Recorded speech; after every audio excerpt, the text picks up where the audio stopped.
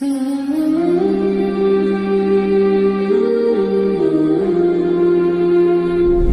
باللہ من الشیطان الرجیم یا ایہا الذین آمنوا اتقوا اللہ حق تقاتہ ولا تموتن الا وانتم مسلمون۔ اے ایمان والو، اللہ سے ڈرو جس طرح اس سے ڈرنے کا حق ہے، اور جب تمہیں موت آئے تو ہمیشہ اس حالت میں آئے کہ تم اسلام کی حالت میں اللہ کے پاس جاؤ، مسلمان ہونے کی حالت میں اللہ کے پاس جاؤ، یعنی فرما برداری کی حالت میں۔ اور یہ انسان کو ہر وقت تیار رہنا چاہیے کہ انسان اللہ تعالیٰ کے سامنے سر تسلیم خم، ہمیشہ اس کا یہی ارادہ ہو کہ اس کی یہی نیت ہو، یہی سوچ ہو، یہی عمل ہو کہ ہر وقت ہمتاً گوش ہو کہ اللہ کے حکم کے سامنے سر تسلیم خم کر کے بیٹھا ہو، کہ جب بھی اس کے سامنے قرآن کی آیت پڑھی جائے، حدیث پڑھی جائے، تو وہ آگے سے چوں چراں کرنے کی بجائے کیا کہے؟ سمعنا و اطعنا، میرے رب نے جو مجھے حکم دیا ہے میں نے من عن اس کو قبول کر لیا ہے اور اس پر عمل شروع کر دیا۔ یہ نہیں ہے کہ بھئی مجھے جی آپ کی سمجھ نہیں آئی، جی ٹھیک ہے جی آپ کی بات تو ٹھیک ہے، میری جناب 100 مجبوریاں ہیں، 1000 مجبوریاں ہیں، یہ ہے وہ ہے، بہانے لگانے کی بجائے ماننا شروع کر دے۔ یہ ہے اسلام کی حالت، مسلمان ہونے کی حالت۔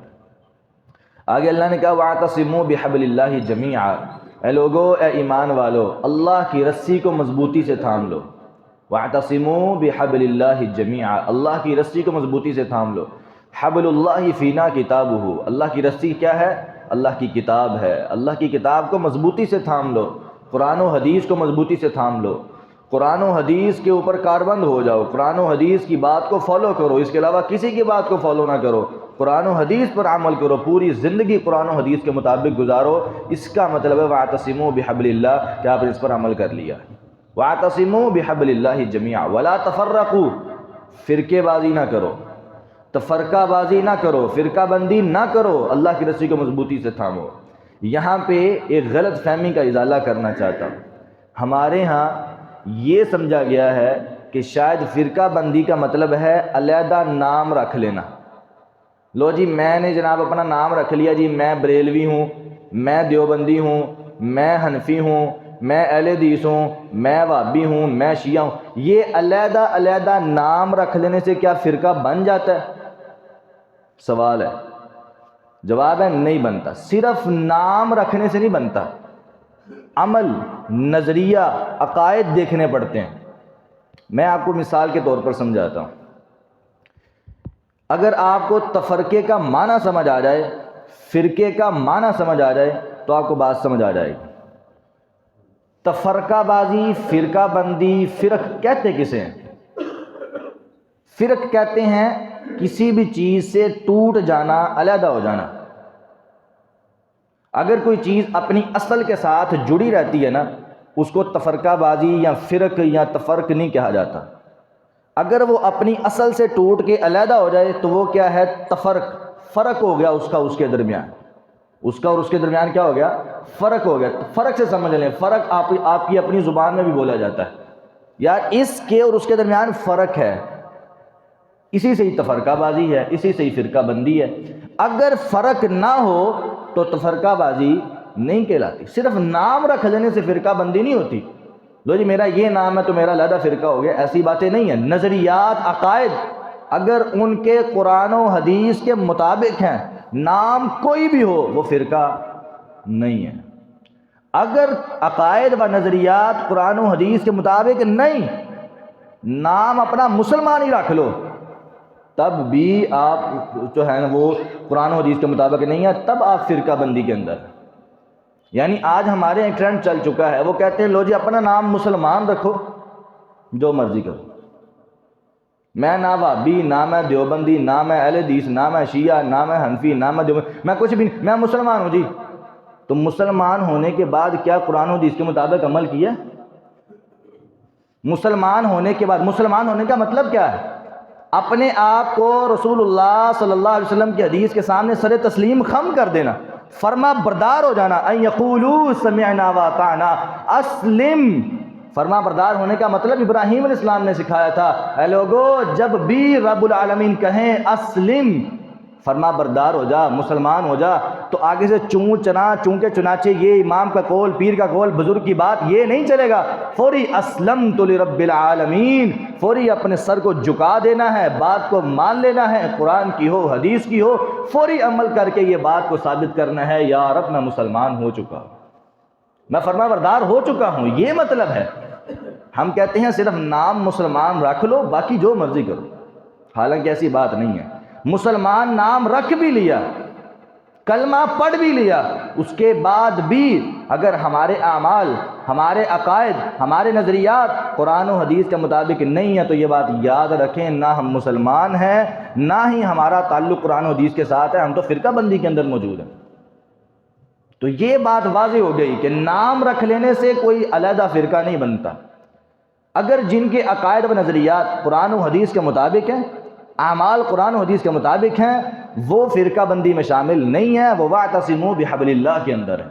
اگر عقائد و نظریات مختلف ہیں، اعمال قرآن و حدیث سے مختلف ہیں، تو پھر اس وقت فرقہ بنے گا اور اس وقت قرآن و حدیث سے علیحدہ ہو جائے گا، قرآن و حدیث کی تعلیمات سے الگ ہو جائے گا۔ اللہ تعالی ہمیں فرقہ بندی سے بچائے، قرآن و حدیث کے مطابق عمل کی توفیق عطا فرمائے۔ آگے رب العالمین نے اس بات کو بیان کیا، وما محمد الا رسول صلی اللہ علیہ وسلم قد خلت من قبلہ الرسل افإن مات او قتل انقلبتم علی اعقابکم، کہ محمد صلی اللہ علیہ وسلم صرف اللہ کے رسول ہیں اور کچھ نہیں ہے۔ افإن مات او قتل انقلبتم، کیا اگر یہ فوت ہو جائیں یا شہید کر دیے جائیں، اگر فوت ہو جائیں یا شہید کر دیے جائیں تو کیا تم اسلام سے پھر جاؤ گے؟ یہ سوال کیا اللہ رب العالمین نے۔ واقعہ کیا پیش آیا؟ غزوہ احد کے اندر جب افواہ پھیل گئی رسول اللہ صلی اللہ علیہ وسلم کے بارے میں، کفار نے مشہور کر دیا کہ نعوذ باللہ قتل محمد شہید ہو گیا صلی اللہ علیہ وسلم، نعوذ باللہ، پورے جنگ احد میں افواہ پھیل گئی، تو صحابہ کرام نا تھوڑا سا ذہن میں آیا کہ اللہ کے نبی تو اب رہے نہیں ہے، تو اب ہم جنگ کرنے کا کیا فائدہ، پیچھے ہٹنا شروع ہو گئے۔ تو اللہ تعالیٰ نے اس آیت کو نازل کیا، افإن مات او قتل، تم جنگ محمد کے لیے کر رہے ہو صلی اللہ علیہ وسلم کہ اسلام کے لیے کر رہے ہو؟ تم جنگ اس لیے کر رہے ہو کہ اللہ کا کلمہ بلند ہو جائے یا نبی اسلام کے لیے کر رہے ہو؟ یعنی اگر اللہ کے نبی فوت ہو جائے تم اسلام کو چھوڑ دو گے، تم دین کو چھوڑ دو گے، قرآن کو چھوڑ دو گے، حدیث کو چھوڑ دو گے؟ جہاد کا حکم تو قرآن پاک میں ہے، جہاد کا حکم تو اللہ نے دیا ہے، تو تم رسول اللہ کی وفات کی خبر سن کے جہاد کو چھوڑ رہے ہو؟ وَمَن يَنْقَلِبْ عَلَىٰ عَقِبَيْهِ فَلَن يَضُرَّ اللَّهَ شَيْئًا، یہ بات یاد رکھو، جو اسلام کو چھوڑ دے گا، حدیث کو چھوڑ دے گا، قرآن کو چھوڑ دے گا، اللہ کی فرما برداری سے منہ کو پھیر لے گا، وہ اللہ کا کوئی نقصان نہیں کرے گا، وہ اپنا نقصان کرے گا۔ تو اس لیے یہ بات یاد رکھو کہ اگر تم اس وجہ سے کر رہے ہو کہ اللہ کے نبی زندہ ہیں تو ہم کرتے رہیں، اللہ کے نبی علیہ السلام فوت ہوئے تو ہم نہیں کریں گے، تو یہ بات یاد رکھو، تم نقصان اپنا کر رہے ہو، اللہ کا نہیں کر رہے۔ تو یہ آیت سن کے صحابہ کرام کا پھر ایمان تازہ ہوا، کہا یہ ہم سے بہت بڑی غلطی ہو گئی، پھر اپنی اصلاح کی۔ تو اس آیت میں ایک اشارہ بھی ہے کہ اللہ کے نبی علیہ السلام فوت ہو سکتے ہیں۔ آج ہمارے یہاں ایک عقیدہ پایا جاتا ہے، جو اللہ کے نبی اسلام زندہ ہیں، حاضر ناظر ہیں، اچھا ان کا یہ نظریہ تمام انبیاء اپنی قبروں میں آرام کر رہے ہیں، ہمارے نبی اسلام زندہ ہیں۔ عجیب عقیدہ ہے، عجیب نظریہ ہے۔ تمام انبیاء سوئے ہیں، آرام کر رہے ہیں، وہ اپنی برزخی معاملات میں سوئے ہوئے ہیں، لیکن ہمارے نبی زندہ ہیں۔ کیا تمہاری گندی کرتوتیں دیکھنے کے لیے زندہ ہیں؟ نعوذ باللہ، تمہاری اپنی کرتوتیں صحابہ کرام والی ہیں، جو تمہیں جناب یہ بڑا فخر ہے کہ اللہ کے نبی زندہ ہیں۔ اور اگر اللہ کے نبی اسلام زندہ ہوتے، مجھے ایمان سے بتائیں، اس وقت کے کفار اور مشرکین کے اعمال کو دیکھ کے اللہ کے نبی اسلام کتنا پریشان ہوتے تھے۔ اللہ تعالیٰ کو کہنا پڑا کہ لعلک باخع نفسک علی آثارہم، اے اللہ کے نبی مجھے لگتا ہے کہ آپ ان کے پیچھے اپنے آپ کو ہلاک کر بیٹھیں گے، آپ تو اتنا فکر مند ہوتے ہیں، اتنا پریشان ہوتے ہیں ان کے بارے میں۔ اللہ کے نبی اسلام کو کافر اور مشرک ان کے اعمال کو دیکھ کر اتنی پریشانی ہوتی تھی، تو آج کے نام نہاد مسلمانوں کو دیکھ کے پریشانی نہیں ہوگی؟ جو کلمہ تو پڑھتے ہیں، اپنے آپ کو مسلمان تو کہلواتے ہیں، لیکن کام ایک بھی مسلمانی والا نہیں ہے۔ رمضان شروع ہوا ہے، پورا رمضان تاجروں کا فراڈ، دھوکہ، جھوٹ، ہر چیز شروع ہو گئی ہے۔ یہ مسلمان ہیں، یہ مسلمان ہیں جنہیں دیکھ کر شرمائیں یہود، یہ وہ مسلمان ہیں جو کلمہ تو پڑھتے ہیں لیکن کام ایک بھی مسلمانی والا نہیں ہے، اور کہتے ہیں اللہ کے نبی حاضر ناظر۔ اللہ کے نبی تمہاری کرتوتیں دیکھنے کے لیے یہاں پہ آئیں گے؟ اللہ کے نبی علیہ السلام بھی تمام انبیاء کی طرح اپنے برزخی معاملات میں ہیں، ان کی زندگی ان کی برزخی معاملات والی ہے، دنیا کے معاملات سے بالکل کٹ آف ہیں، ان کو بالکل بھی دنیا کے معاملات کی خبر نہیں ہے۔